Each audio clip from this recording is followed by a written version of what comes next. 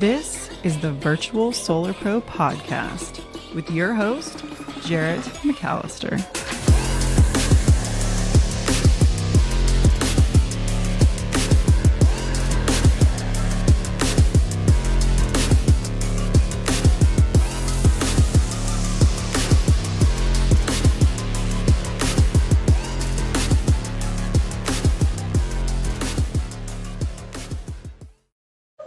What's up and welcome to the Virtual Solar Pro podcast.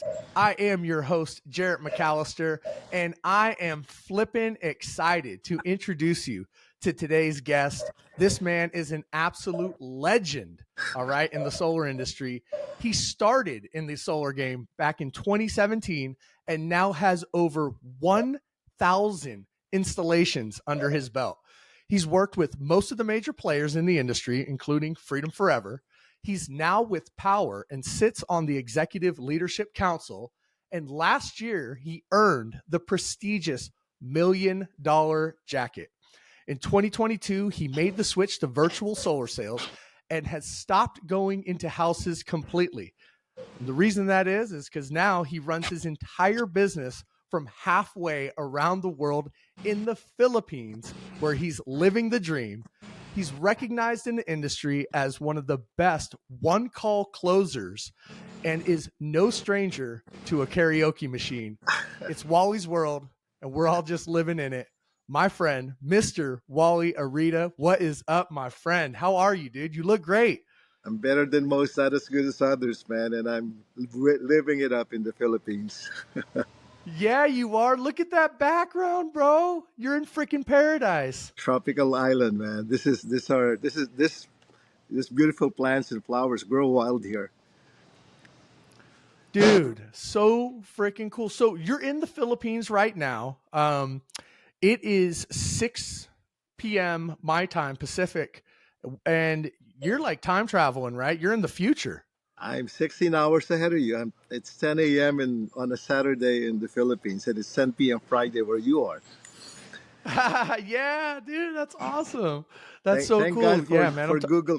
Yeah, when we were trying to arrange this and set up times and we were going back and forth, you're like, yeah, I can do this day. I'm like, that day, you're like, no, dude, I'm like 16 hours ahead of you. I thought you were behind me in time. But then we got on the Google Calendar. It sorted it all out. So that's You're cool. back to the future with me. Totally. So let's take a ride into Wally's world, man. First of all, you're in the Philippines. So what island are you? Where exactly are you?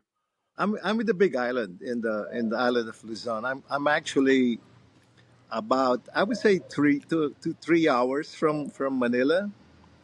If you take an early morning drive, say at 5 in the morning from Manila, you will arrive at my place around 3 o'clock or 7:30.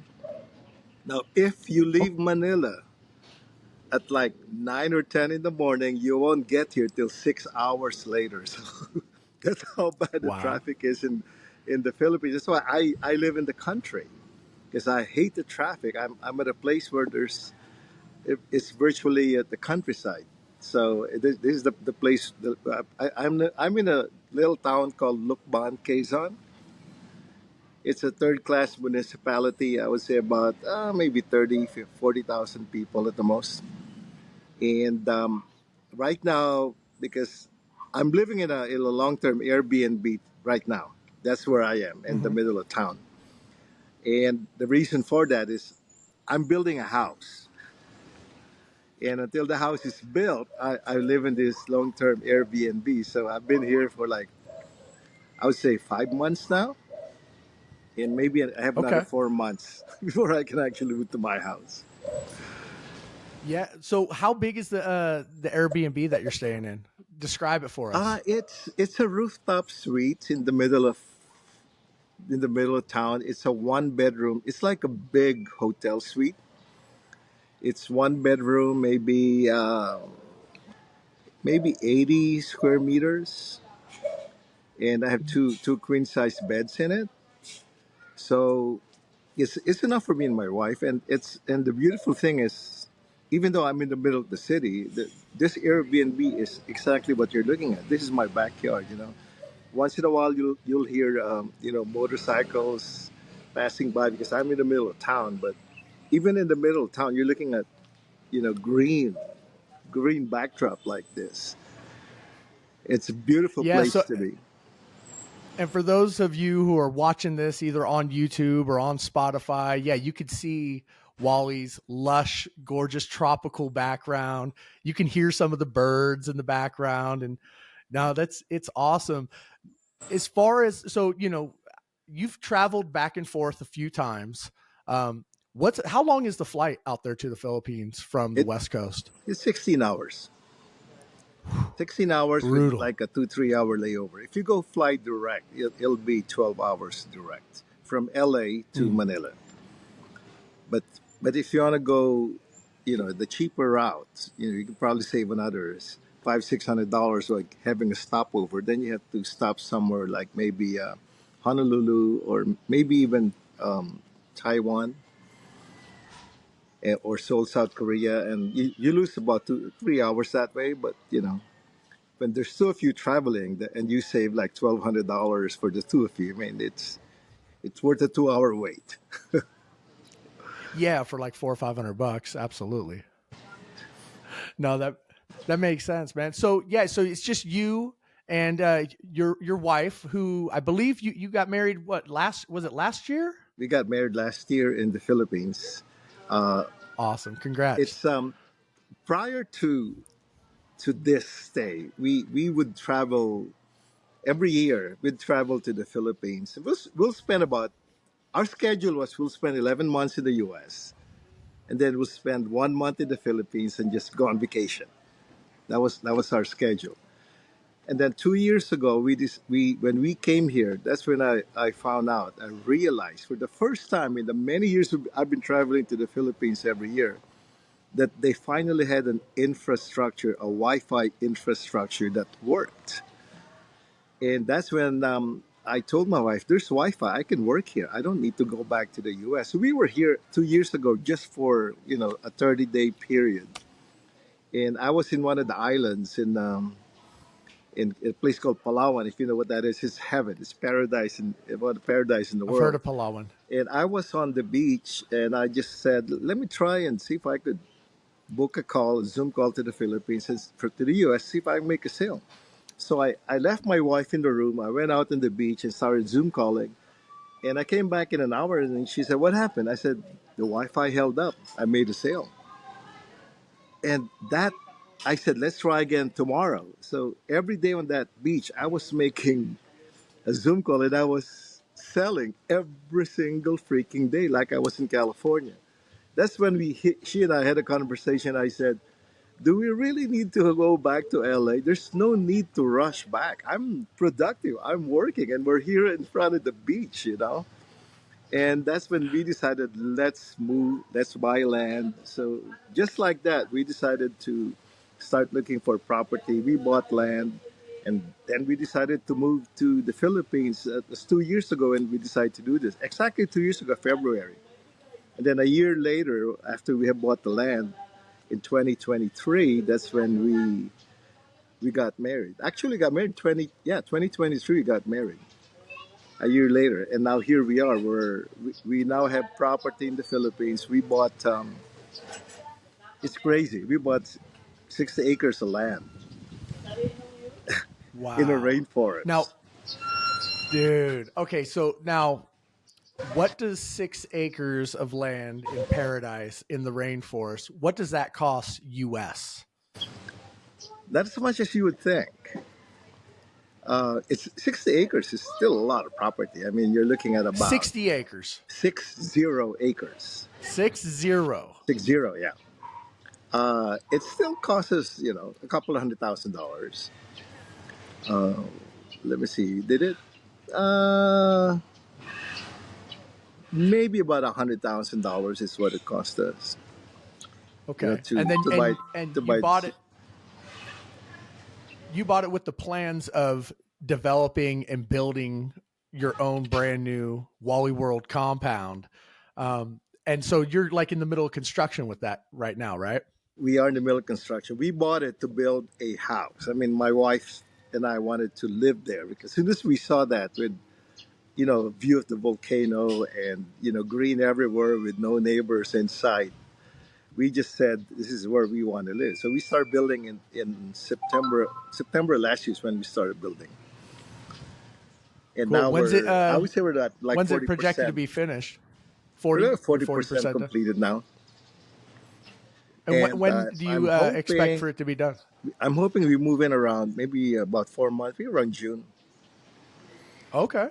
It's close, Cool. it's close, but we can't wait. I mean, I'm at the site every day, Oh, I'm just sure. watching it happen, and every time I look at that view of that live volcano in the distance and green all around me, it's like I'm very, very fortunate to be here. And the reason I'm able to do this is because of the solar business. Power has been Love really it. good to me. I mean, solar has been good to me. I mean, you said 2017. I actually started right like late 2018 is when I started, early 2019, and but power has been really, really good to me. With the solar business has been really good to me. But once I moved to power, everything just accelerated, and I also hit it at that time when everything was pushing along, and it was a perfect storm. Everything came together. Yeah, I think you and I met back in 2020, I feel like it was, at Charles Thompson's house. No, Was it maybe later than 2020 that. I think about or was it 2020, 21? 2021, early 20, yeah, 2021, Yeah. late Yeah, 2021 when I was just starting with power. okay. Yeah, and when we met, I mean, you were coming in, I think we were doing some masterminds, kind of getting this thing off the ground, and you were recognized as a closer, as a stone cold killer as far as sales is concerned. And you and I, man, we linked up, and it was like game recognized game, because you came from the old school like me. You have that, that one call close mindset, which it's not easy to do in solar, or people don't think it is. I mean, it's all about the mindset going into it, and taking it that direction. Because my experience, when I was selling ADT, and I sold it for 20 years, doing in-home presentations, we didn't leave the house unless the deal was closed. So it's like the job didn't start until they told you no 4 or 5 times, and I'm like, okay, this is where I earn my paycheck. Yep. And you come from the same. I come from the same mindset, man. To me, when I started doing one sale closes in solar, because prior to power, I was with other companies, and we were going door to door. I mean, we were going in home and selling inside the house. And when I started doing one sale closes, they were looking at me crazy. He said, first, how the hell do you do that? And second, why do you do it? And I said, if a customer is qualified, if a customer has a need, and the customer wants it, why shouldn't I get it done? Get it done. And to me, there's no guilt in selling solar. Solar is the most friendly product that I've ever sold. I would sell solar to my parents if it's done right, if it's presented right with full disclosure, and it's designed properly. I would do it with no guilt at all. That's the reason I go into a house, and even on Zoom calls, I just do one sit closes like this, and there's no feeling of guilt at all, because I know I'm doing them a big favor by switching them from the utility to solar. There's no guilt. That's the reason I do one sit closes. Plus, I've been doing selling for 40 years. I mean, I've trained hundreds of, maybe thousands of salespeople on how to do sales, how to do closing and sales. And to me, coming into solar at the tail end of at my maturity, my career, my sales career, finding the perfect product, and I had the perfect skill set to match with it. It was like a blessing. It was God given. And that's why I do one sit closes every single time. Yeah, and solar is one of those. It's one of those industries that's truly like a win, win, win for all parties involved, right? It's a win for the homeowner, right? They're saving thousands, if not hundreds of thousands of dollars over the course of them having solar on their home. It's a win for the seller, right? I mean, we're rewarded very well for doing our job. The company's rewarded, right? We're getting install partners. They're working. It's helping out the economy, and then it also helps out the environment, right? We're stopping pollutants and helping people go green. It's a win-win-win. Everybody wins when they go Everybody solar. wins in So solar. Even the it's environment, easy. everybody wins.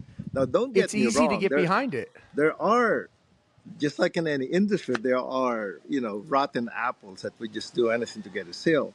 And to me, they should really be kicked out of the industry. I mean, there's no place for them. But, the Sure. majority of people that I know that I work with, I would say not even 1% of the people I've known and worked with in solar have been really good, honest reps. And that's what it's all about. If you present it properly, you design it well, and there's a definite need, there's no reason why the customer would not want to get it from you today. You know what I mean? Just get it now. Let's get it over with. Let me start helping you today. Let's not wait Is that 30 days that's one from of your now to lines, start. huh? Exactly. I mean, that's the psychological mindset of somebody who really wants to help people. And that's what we do. We help people. We're like doctors. We tell you stop smoking, but you stop smoking now. Don't stop smoking 30 days from now. Do it now. And that's what we do. We're solar doctors. So we help the environment and we help them. And like I said, there's no guilt, man. No guilt at all. Now, to be a one sit closer, it doesn't come automatically. I mean, it's a skill set. It's something that's learned. I mean, it took me 40, 30 something years to learn it. And I'm still learning. Every day I talk to guys like you. I see training. I pick up a few things. I just had a conversation maybe about 2 weeks ago with our good friend Jonathan Brunasso. I said, I want to see your presentation because maybe I can pick up a nugget or two, to add to my arsenal. So that's how the leaders in the solar industry work. We learn from each other. I mean, I talk all the time to one of our friends, Jordan Shaw. I mean, we toss things back and forth, and he's number one at the company now. Now that I'm in the islands working, almost not even 30% of what I used to do.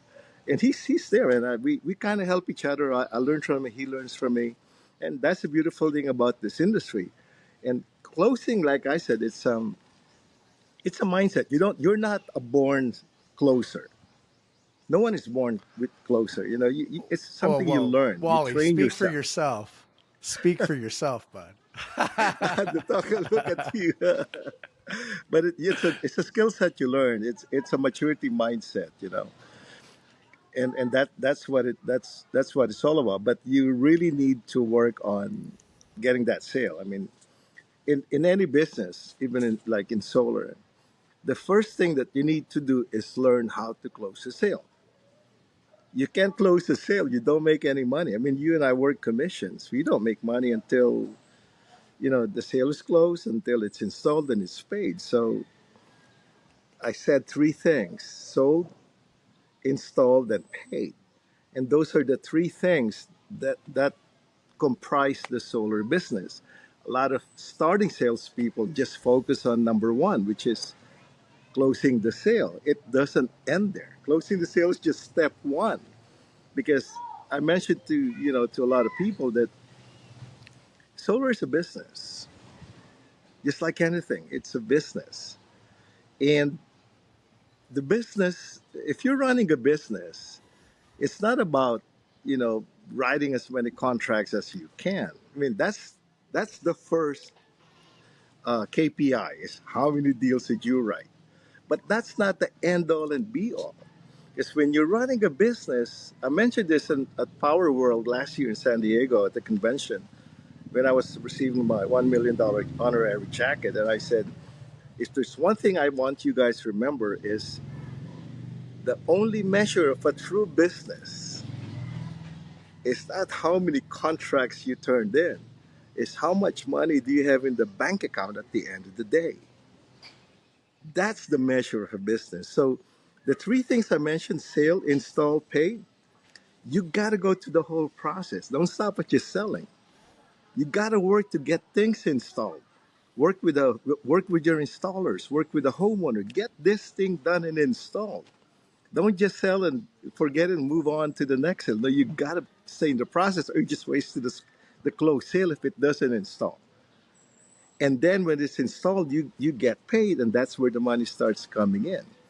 But we'll save the juicy part for later, as we get into it. But to me, selling is one, getting paid is the next step, and you got to follow up on that process. That's where a lot of salespeople fail. There's a lot of people quit because they work solar for 2, 3, 4, 5 months, don't make any money because they think it's just writing a deal. You write a bad deal, you're not going to get paid because that guy's canceling, right? Sure. So you might as well do it right from the beginning. Find the customer that needs it, find a customer that wants it, design a system that will benefit them in the long run, and then you close the sale. If you don't have those three, don't even bother closing the sale. You can turn in a contract. It's not going to be money for you. You just wasted time, right? It's That's the not way going I to make look it at to the things. end. No, you're absolutely right, man. And you said people aren't born a natural, as a natural closer, and I would agree with that. I do think that there are some people who are born as natural salespeople, but closing is a skill It's set that it's a you do science. learn over Yep. time through working with mentors and and studying and working on your craft. Who were some of your mentors that you looked up to where you learned some of these closing skills? I have one God, one closing God. And I got to tell you, when I came to the US in 1983, I had zero experience. I didn't know what selling is all about. And my buddy invited me to watch this convention at LA Convention Center. He said, "Let's go watch this guy." His name was Tom Hopkins. And I got there and he started talking about how to sell, how to phrase, how to say things in a sequence that will result in a sale. And I said, wow, this is a whole new world. This is science. And so Tom Hopkins is my God. After that first, I think there were like 5,000 people in that convention, and we all paid $250 to get in. After that, he offered, a one-on-one class for an elite group of people, like 20 people in a class.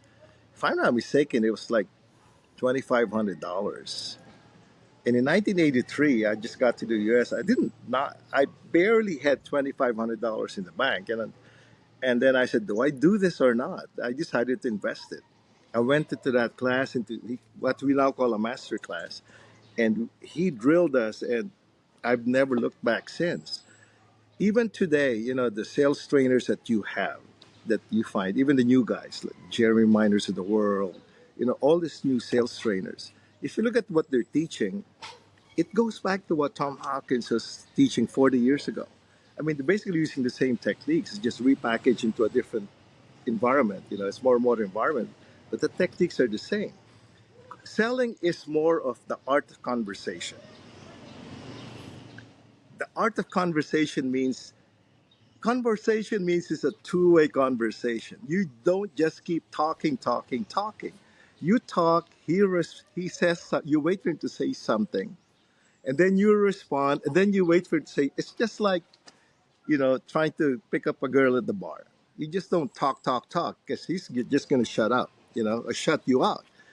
You try to find if he responds, she responds somehow. Then you pick up on the cue and you take the conversation from there. That's the art of selling. So it's, like I said, people are not born sellers. Born, some people are born good conversationalists because they listen. And when you listen, you hear buying signs. Like if you're selling, if you're selling real estate, and the guy says, I don't know, man, but I see there's a play set in the backyard. I have two kids that could use that playset. You think you think that playset will go, or is it going to stay with the house? A lot of people just say, "Hey, Oh yeah, of course. It's all yours. You can have the playset, and it's that playset is like $10,000. You get it for free. You don't have to install it. It's all there. So that's what a regular guy will say.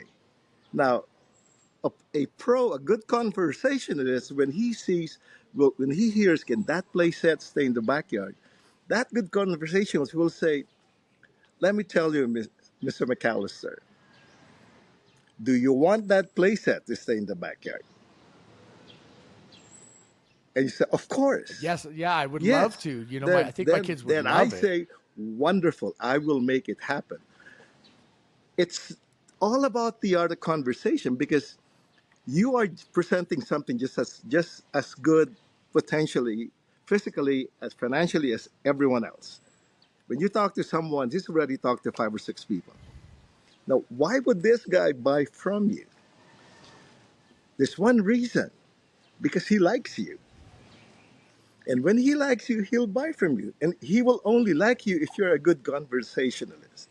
If you do all the talking and all he hears is your voice, and so when you sometimes when you go into presentation and this guy is not saying anything at all, and I try my best to get a response from him, I said, this guy is not buying because I'm not connecting. You see what I mean?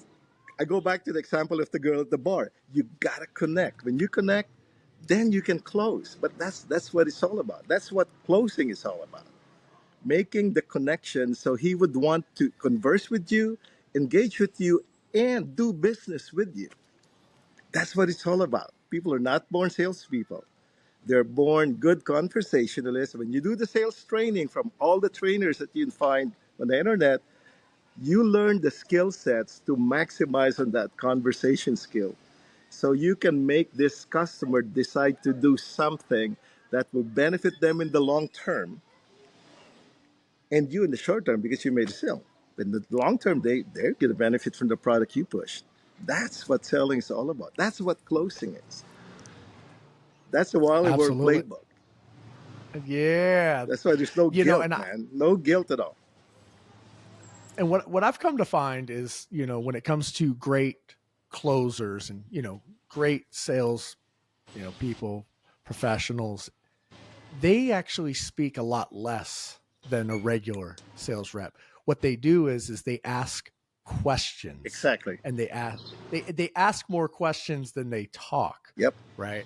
Questions are king. They're asking questions, that really get the homeowner or the prospect to talk themselves into it, right? You ask the right questions, they're going to talk themselves into making that buying decision rather than vomiting on them of all the reasons why. And now you're sounding, you kind of sound desperate when you do that, and You sound desperation obnoxious, you know? reeks. You sound Yes. obnoxious when you do all the talking. Now, when you're doing selling, there's two distinct things that happen. A customer will not buy when you bombard them with logical reasons why they need to buy it. It's cheapest. We have the best panels, best warranty. We have, you know, the best, the lowest degradation. I mean, you could give them all this technical stuff. That's logical. But people don't buy things on logic. They buy things on emotion. So if you do Emotion. all the talking and you keep pushing, all these logical things, and I'm the customer and I'm hearing all these things that are logically correct from you. And if I don't agree with you at the end of it, and you're saying you're 100% right, and I don't agree with it, what does that make me?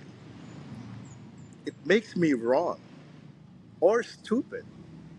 And no one will want to buy from someone who makes me think I'm wrong and stupid. That's why you don't just keep selling on logic. A lot of times will they, oh, I'm the most informed solar person in the world. I know the degradation to the 0.01%. Yes, you do, but you're still obnoxious.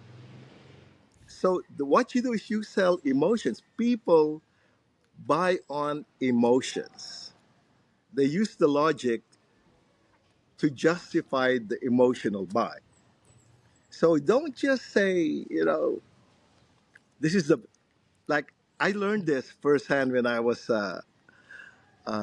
buying a car the first time in the U.S. from the Philippines. I didn't know what sales was, so I was buying a car, and this car was a 1983 red Trans Am with convertible T-tops. It was spinning on the spinning inside the dealership. And as soon as I walked in, I was just looking at it. I wasn't planning to buy a car. I think I just went out to buy eggs, for my wife. And I just ended up there because I was killing time. And this salesman came up to me and said, "You want to take it for a spin?" I said, "I can drive that car?" "Oh yeah, give me a minute." So he pulled it out from the center and put it in driving parking lot. I said, "Let me." He said, "Under the law, I need to drive it off the dealership. Once we're in the road, you can drive it." So he let me drive it, and we were cruising on Santa Monica. And instead of talking about how many horsepowers or power steering or this or that, we were at a stop sign. He said, "Look at those two girls on the other car," because we had our tops down. He said, "Look at those two girls. They think you're pretty hot right now." I said, "Holy shit, this thing is sold." I mean, that's an example of what I mean about emotional selling. You don't sell the horsepowers and all that. You sell the men. What are the benefits of solar? Clean environment. You get free from this utility that's been gouging you for the last 20 years. Like say, Mr. Jared, how long have you been with Southern California Edison? It's 30 years. You do realize that the last 30 years I've been racking up your rates. The rate you pay today, is it higher than what you used to pay 20 years ago? Yeah, it's higher. Of course. And 20 years from now, it'll still be higher, right? You do realize they've been gouging you for the last 20 years. And do you want them to keep doing that to you for the next 20 years? Let me help you. So it's an emotional sell. That's what I've been doing all my life with different products. I use the same concept, just different products, just a different set of product. And this one is solar. I use it for computers. I use it for software development. I use it for uh, all the products that I built 5 different uh, marketing companies over the last 40 years, and the techniques are the same, just different set of products. So when I look at a product, I just say, what are the emotional pinpoints? What can generate an emotional reaction from the customer?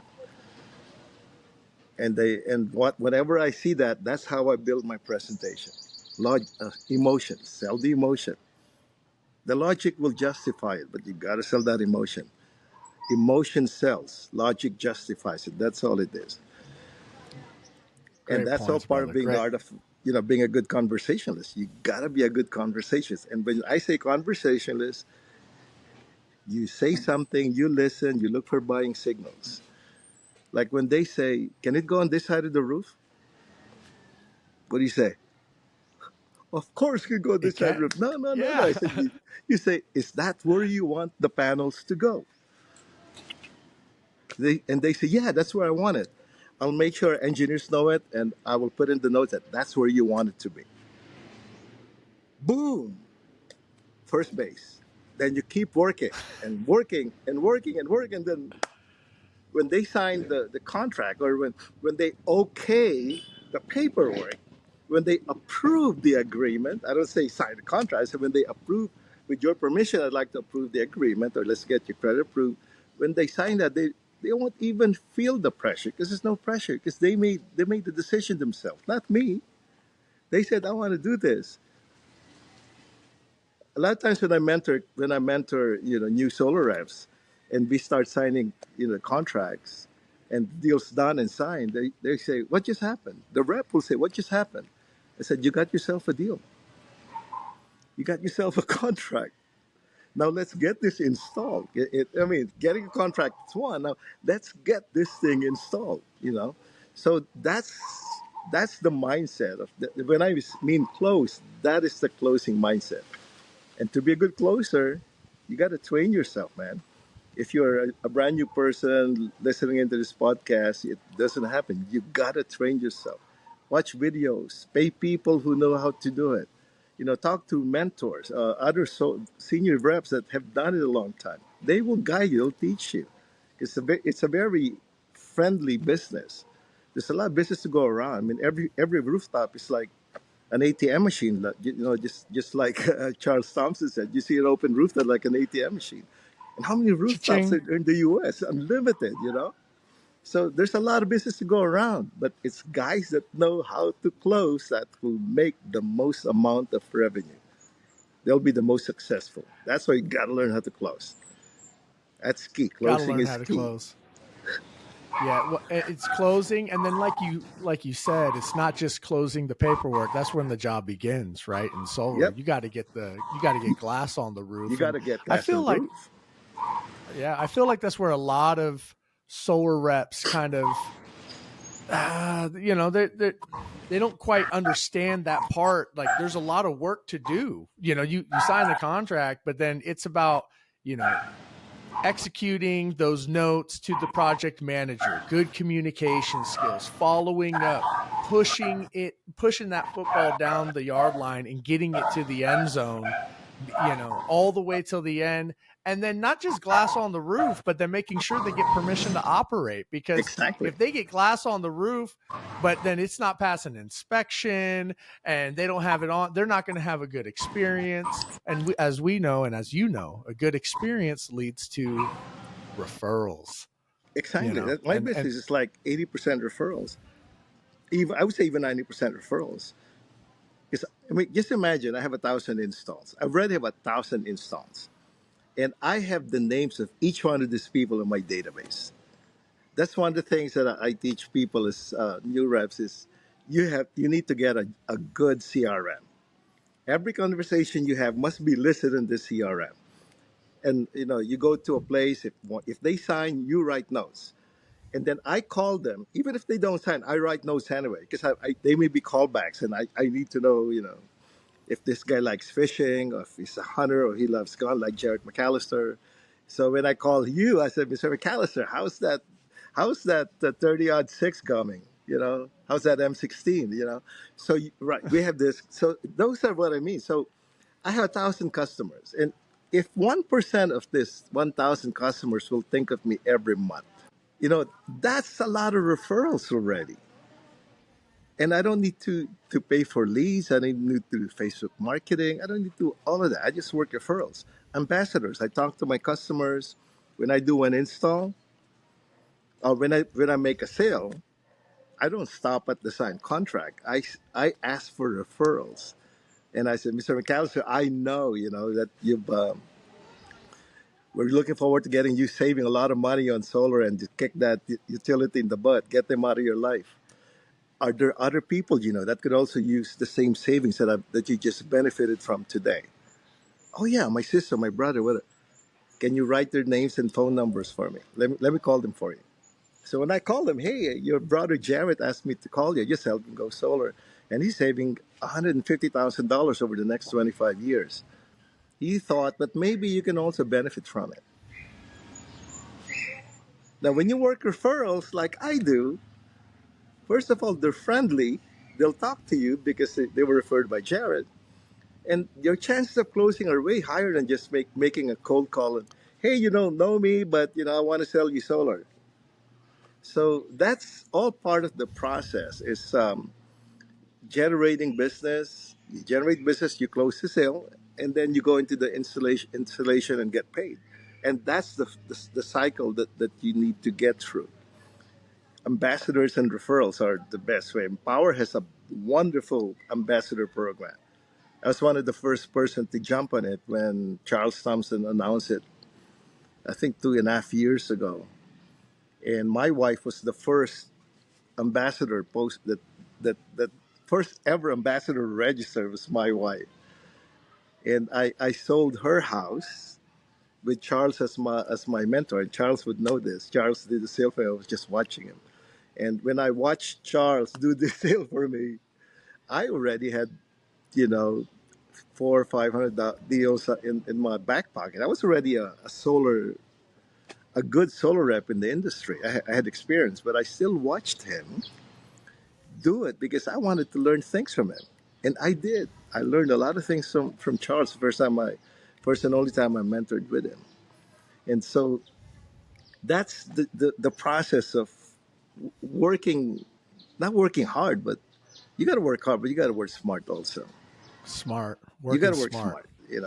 I used to knock on doors, believe it or not. When I started with solar, I was a lead generator. I wasn't even a closer.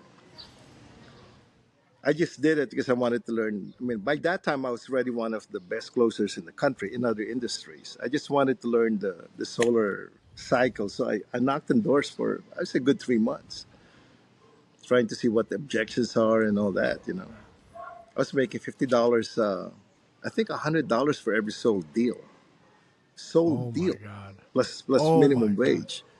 And I didn't mind. I mean, I just sold the business, so I had some money to I was just killing time basically and learned the solar business the hard way. So I remember my good friend who was my manager at that time. I owe him a lot, and he taught me a lot of things. Got me involved in solar. He challenged me, and he didn't know me any better. He said, "Why don't you go to that door and see if you can get an appointment." You really want me to do this in front of you? He said, "Yeah." He waited in the car. I walked in. I walked back in like 10 minutes, and I said, "Here, we got an appointment tomorrow at 4 p.m." He said, "How the hell did you do that?" I said, "I'm the Jedi of solar. These are not the droids you're looking for." But it's like I said, it's all about technique. It's all about skill sets. It's all about training yourself. I mean, that's the solar mindset. That's a sales mindset. You just don't go in blind. You train yourself. Every word you say, every sentence that I say is predefined.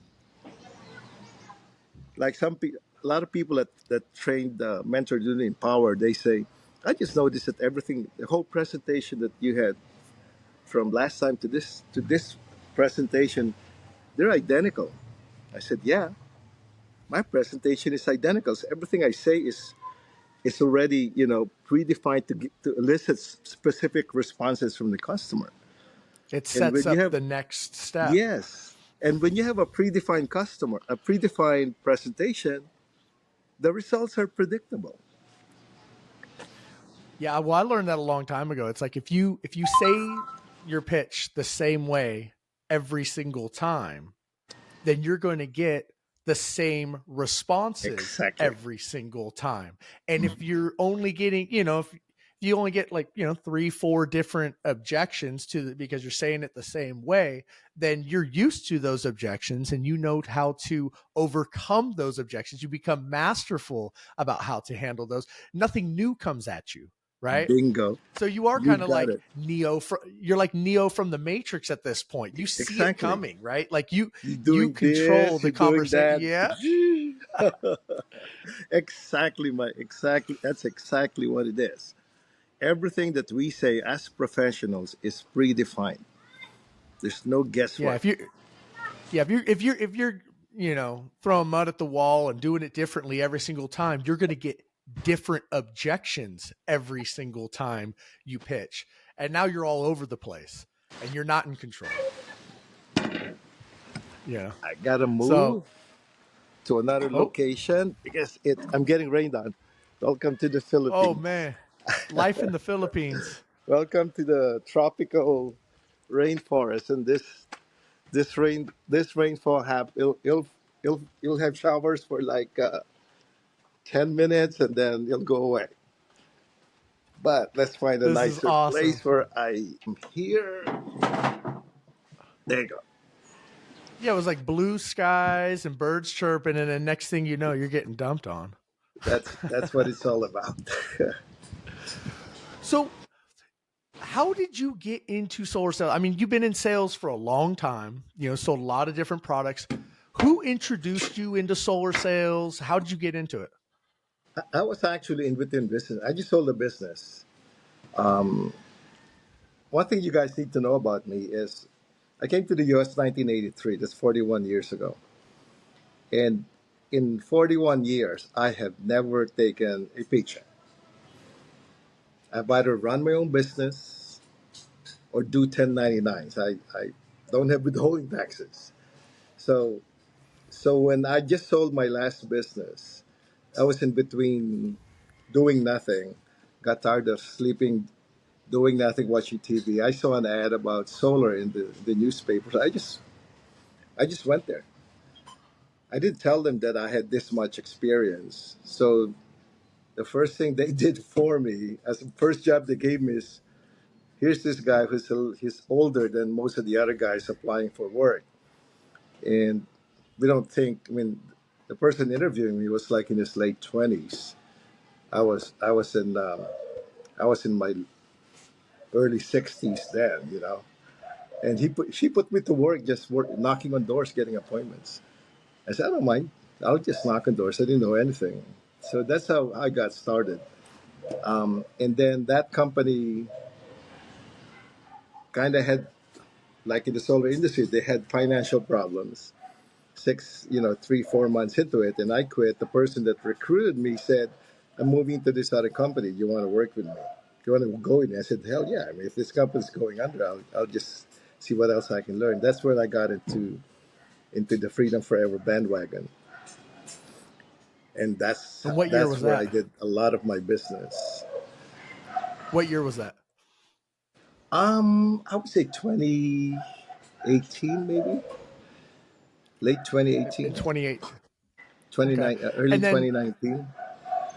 and things were going good for you, right? I mean, I think I recall you saying, I mean, you were the top sales rep, number one closer, all that. So everything's going good for you. Why did you make the transition over to Powur? It was I was getting burned out. I mean, I was writing a lot of deals because they were giving me leads. I was getting a lot of leads from. I was getting like 2 to 3 leads a day from this company, and I was driving one house to the other. I mean, I was writing a lot of deals. I would close at least one deal a day. Sometimes I'd call. There are times when I would close all 3 appointments in one day. But I was just driving so much. I mean, I'd start my day at Mhm. leave my house at 8 in the morning. My first appointment at 10 o'clock. Last appointment won't be until 7 in the evening. I don't get home till like 10 in the evening. It was a long day. I mean, I didn't complain because I was making money. I will not go home without a sale. I mean, so I was writing minimum 30 deals a month, sometimes 60, sometimes 70 deals a month. Um, but it came to a point where it was just I just needed change. I my body couldn't take it anymore. I blew the engine on my Cadillac. Let's put it that way. He had a beautiful Cadillac, man, an STS. I blew the engine because I was putting so much miles into it, and that's I took a break, and then after I got a phone call from somebody from Power that used to work with me at Freedom. That was Don Crawford and Jeff Martin. We used to work together, and he said, "Why don't you work with us?" And it took me a while to grasp this new business concept that I don't work in red lines anymore. It's all about profit sharing. But once I started looking at the numbers, I'm making 20 times more than I used to make driving appointments from one to the other. 10 to 20 times more at least. And I jumped in full bore. And then COVID hit. I decided to join, and I said, let me just go on vacation to the Philippines, and I'll be back. I was in the Philippines 2020 January, and COVID hit, and I came back February before I got locked out, and we were locked down, so there was no business, and that's when I decided. I realized that people are home, their electric bills are high, they can't leave, everyone's home, so the bills are high. And let me just try, virtual selling, because I sold virtually in my other businesses in the past. I was selling websites for Catholic churches all across the U.S., and I was just selling work. And my business was to build websites for them. I was doing it online, so I just took that skill set, put it into solar, and then I realized that closing solar on virtually is the way to go. First of all, it was a perfect storm.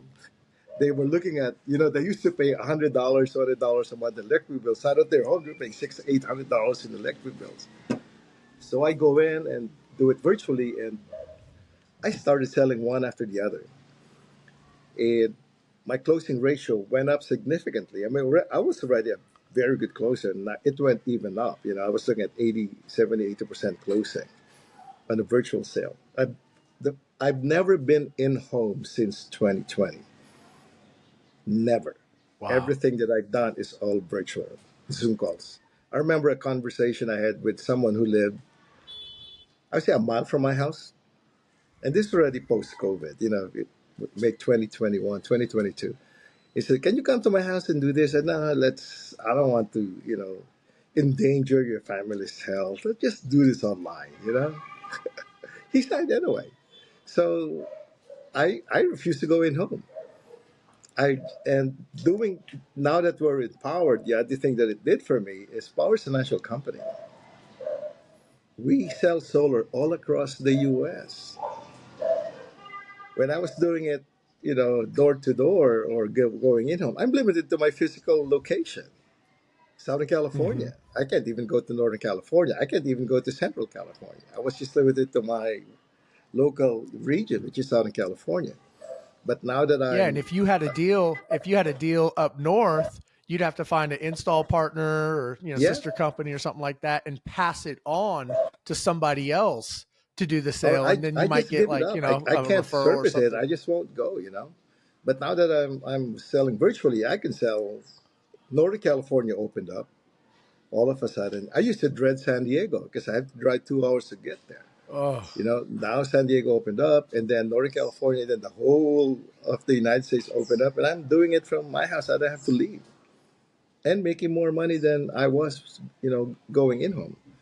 So those are the benefits of knowing how to sell and taking advantage of the opportunity, which is virtual closing. If you don't know how to close virtually, you're missing out on a very, very lucrative opportunity because it's a skill set.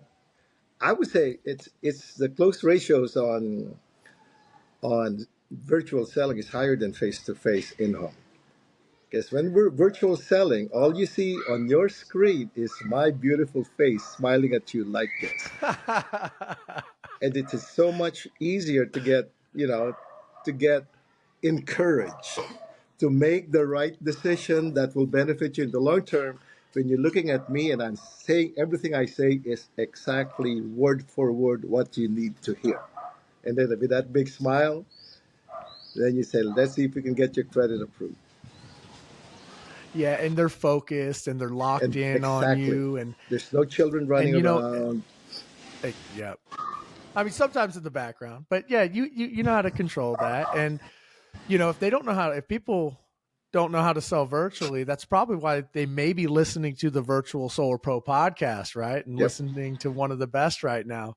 yep, It's virtual sales absolutely, it's changed my life, it's changed your life, it's changed thousands of people's lives, and it's given us the ability, the flexibility for location independence, like yourself out in the yep. Philippines, myself, It gave is me and my freedom, man. family, yeah, Freedom of location, freedom freedom of time. freedom of time, financial freedom. And working with virtual selling, you can work. You can choose where you want to work, when you want to work, and how much you want to make. It's up to you.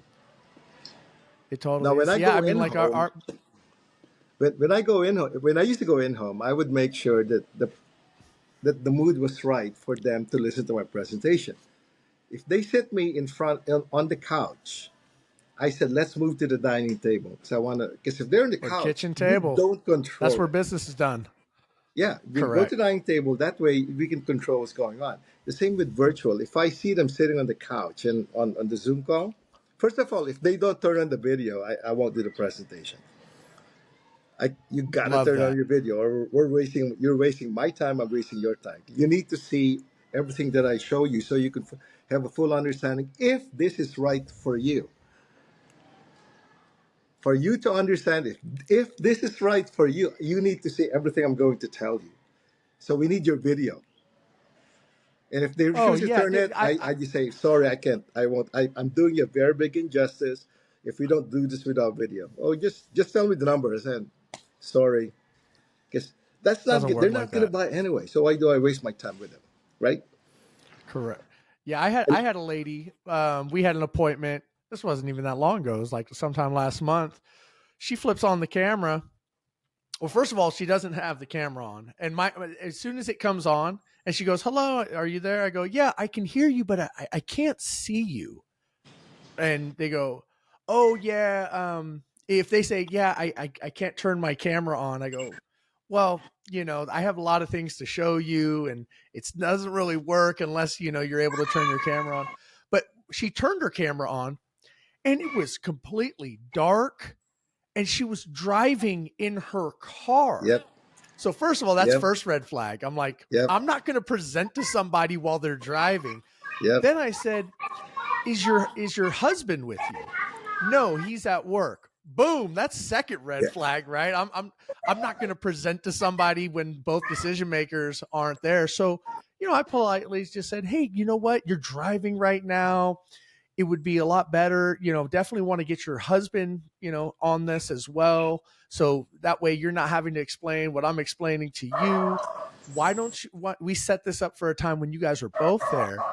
Can you call him? When time does he get off? Oh, he gets off late. Well, that's fine. Why don't you give him a call and let's see what time works for him?" She said, "Okay, hold on." So I had her call her husband right there. uh He huh, said, "Oh yeah, I'll be home in about an hour." I tell you what, I have some other calls I can make. Why don't we reset this for an hour from now when you guys are both home in front of your computer? I'm framing it, and then and we'll go from there. So sure enough, hour later, I rescheduled the appointment. Husband's now home. They're in their kitchen. It's all lit up. I have both of their attention. Went through everything. Next thing you know, we're signing paperwork, and we're exactly. getting the deal. But that would not have happened had I just, chicken shit it out and was like, "Oh, okay, well, you're on here," and just kind of going through the motions, because she's not going to fully understand what I'm saying. She's not paying attention. Heaven forbid she gets in a car accident.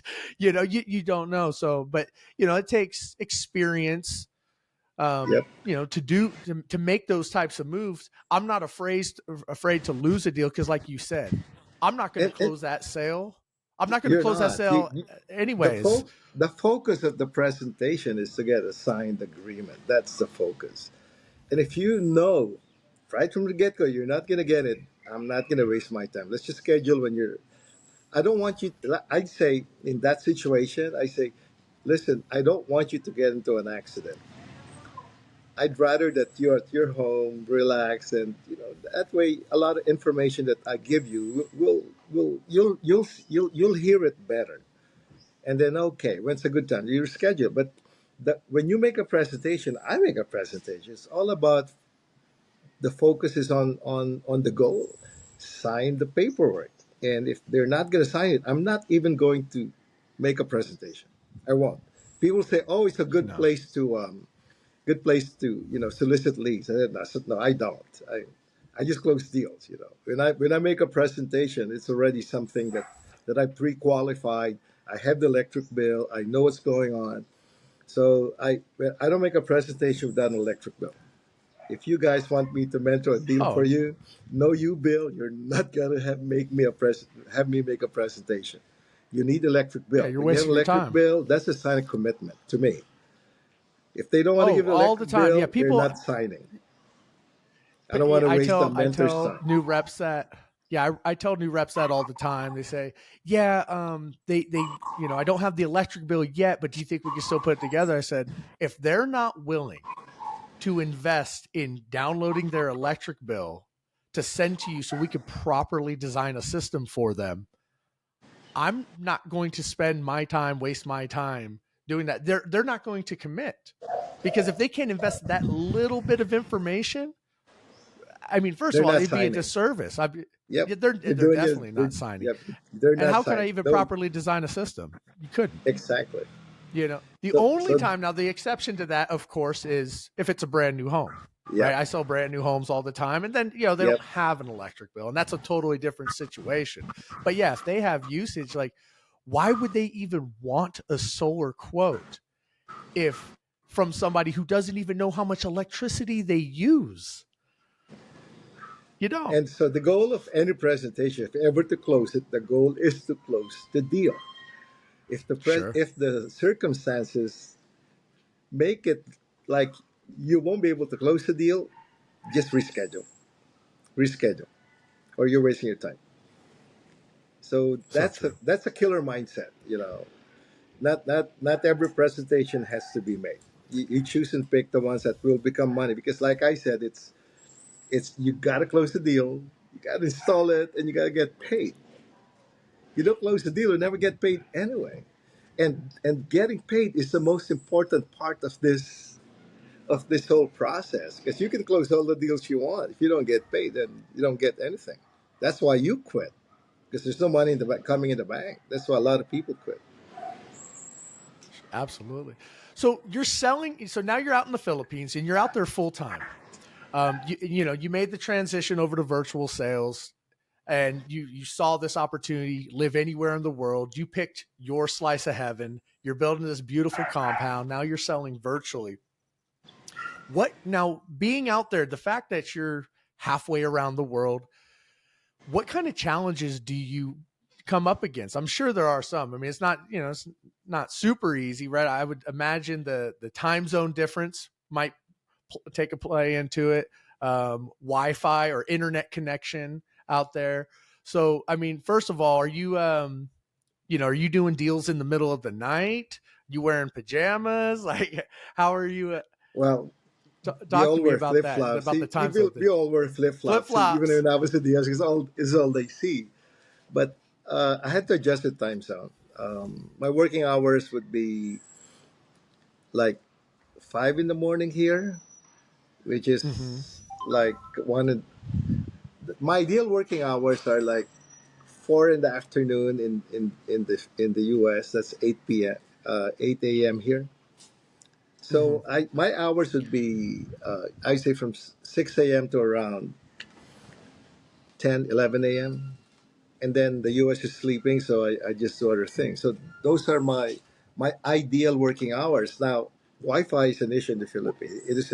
Yes, it's available, but just when you were starting this Zoom, I lost you a couple of times, Yeah. and I hate it when I do a Zoom call and it just reconnects because I lose you know I lose the momentum.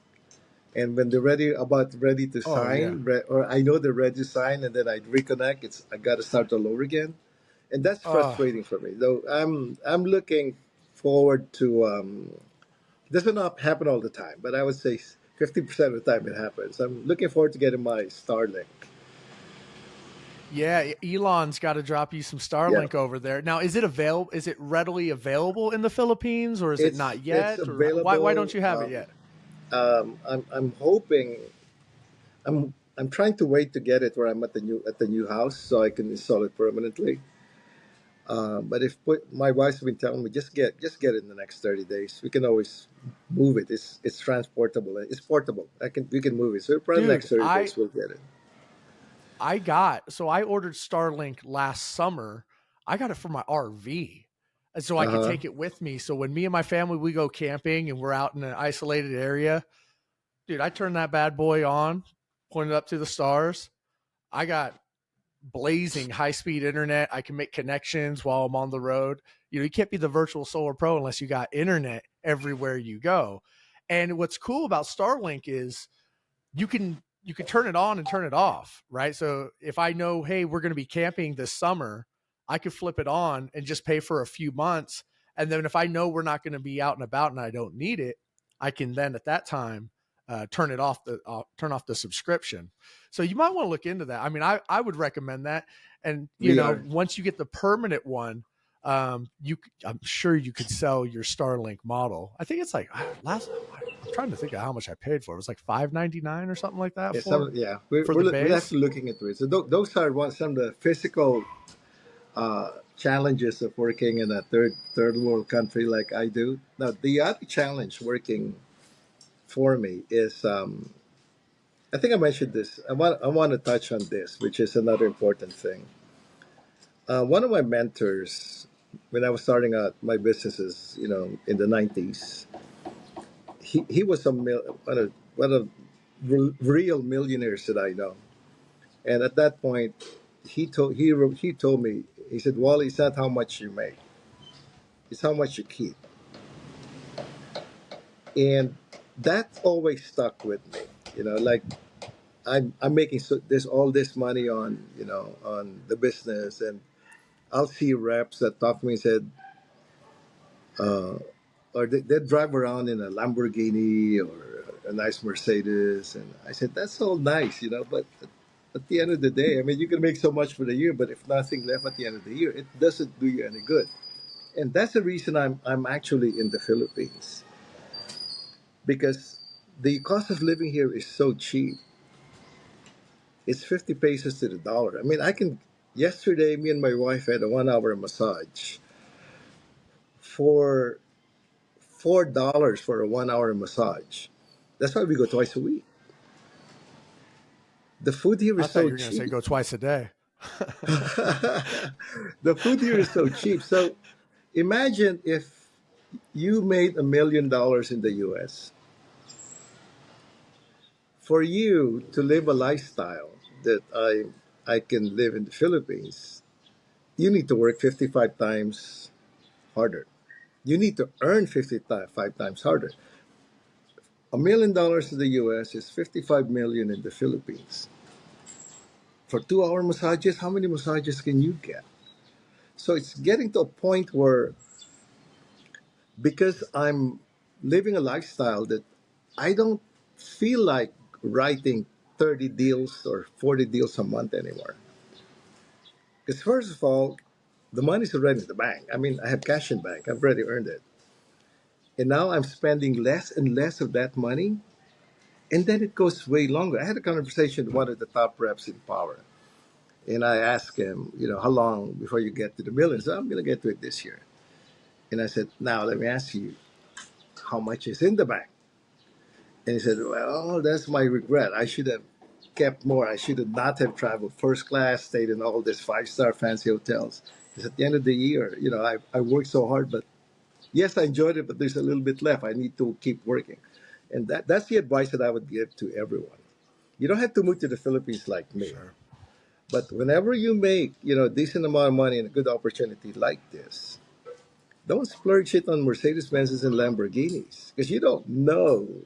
I've been in business for 40 years. I've seen business, rise. The ebb and tide of business. I've seen it. I've had business, and then the next year it's gone. You really need to set money aside.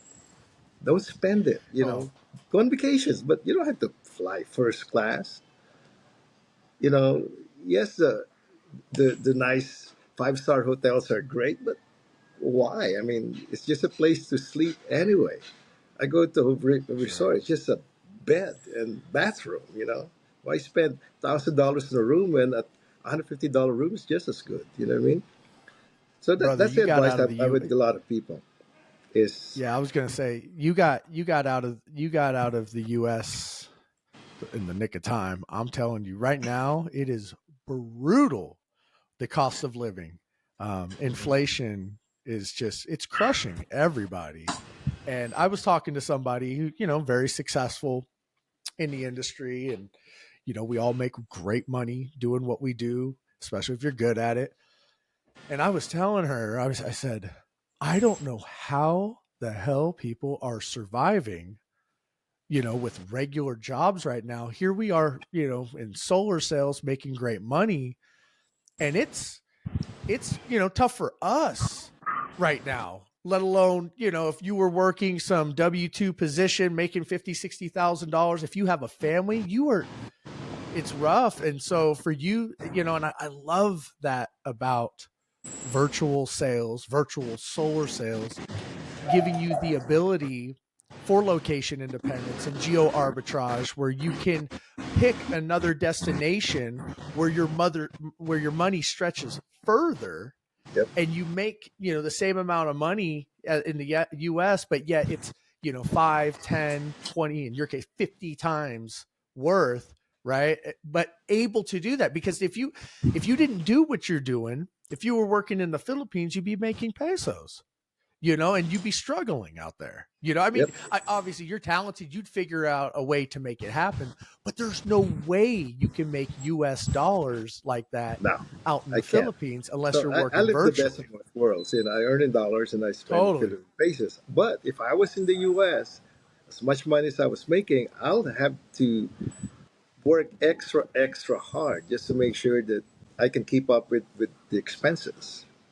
If depending on the lifestyle I want, but still, it's a lot easier to just earn this much and don't spend this much. Spend this and keep the difference. Keep that in the bank, because there'll come a point where you guys will reach my age, and you're thinking of retirement. Like I'm a couple of years from retirement, but still, it's like I gotta make sure I have money in the bank, and that's what this is all about. And I that's think why I'm that's great here. advice. I think that's great advice. For people getting into the industry, especially young people who get into the solar industry and they start making big money real quick. They start flashing it. They start spending it. It's Yep. called a solar coaster for a reason, man. I mean, the goods are goods, but when it dips down, it's like, I hope you put a few bucks away in the bank to get you through the rough times, and we're seeing that now in the solar industry. You're on Facebook and you're part of all the solar pros groups, and you're seeing it. It's tough times for a lot of local Yep. installers, a And we lot are of very companies. Every fortunate that we are with Oh an yeah. organization like Power that is really primed to ride this thing out and primed for growth. I mean, I'm not just a rep for Power, I'm a stockholder. I put my mouth where my money is. Me and my friends, when Power offered common stocks, we all bought in many, many, many thousands of dollars because we believe in what Power is doing. So I have full confidence in this management team that they can take advantage of all these challenges and make Power the one company left standing that will take over this entire industry. And when they go public, and I say when, and I'm looking forward to it, then I can say I hooked onto Amazon when it was only $20, per share. Yep. So that Uh, I hooked onto Power. It was this low, and now it's this high. But I invested my money in this company, so I want this company to grow. It will thrive. I'm very confident in this company. I'm confident in the organization. I'm confident in the leadership and the management team. It is beyond reproach in the whole solar industry. If there's anyone that could push a company, solar company, to the highest level, it's this management team. It's an all-star management team, from the CEO Jonathan Budd all the way down to everyone. It's just a very, very impressive organization, and my hat's off to them well, yeah. because I'm here doing what I do because of what they allowed me to have, an opportunity to make good living and live life the way I want it on my own terms and condition. That's why I'm in the Philippines. That's why I'm still at Power, because that's what you guys have. That's what I have. Man. Well, look, Wally, dude, I appreciate you so much. And taking the time out of your very busy morning Yeah, right. to come on here. Actually, I do like No, one or two appointments a week, and that's it. At the most, yeah, I do no, two. you I do like one appointment a week, and I'm good with that at this point. At this point, yeah, well, you're living semi-retired. You're living your exactly. dream, I'm and living but semi-retired. but you have the ability to work when and where you want to, and all because of virtual solar sales. So, man, we're going to go ahead and wrap this up. But, dude, I love you. I appreciate you coming on here and blessing the audience with your great story. And Dude, I look forward to you taking a 16-hour flight. Actually, it's going to be a You should. 19-hour flight because in Power World, it's in Orlando, Florida this year in September. We're Uh-huh. going to hook up and break some bread, man. So Yep. thanks for That's coming on the September. Virtual Solar Pro podcast, brother. Thanks, Jared. Hello, everyone at All right. Power US. I love you all. It's more fun at Right Wally on. World. That it is. All right, you guys. Wally Arida, everybody. Appreciate you. Oh, and really quick, before I let you go, God, it almost slipped. Where, if people want to connect with you, how can they find you? Are you on? You're on Facebook, Instagram. You want to drop your I'm on socials? Facebook. I'm on WhatsApp. I'm on YouTube, Wally World in the Islands. Or you could just check out my virtual website. It's gosolar at wallyworld.com. Beautiful. All right, man. Hey, I appreciate you. Oh, no, I'm Stay sorry. dry. Gosolar at Oh, wallyarida.com. there you go. Okay, it's not Wally Gosolar World. wallyarida.com. Yep. Okay, go solar at wallyarida.com. All right, you guys, we're going to go ahead and wrap this up. I appreciate you, brother, and we will see you on the next episode of the podcast. Bye-bye, everybody. Peace out. Hey, guys, thanks for tuning into this episode. If you haven't already, subscribe to the podcast wherever you're listening.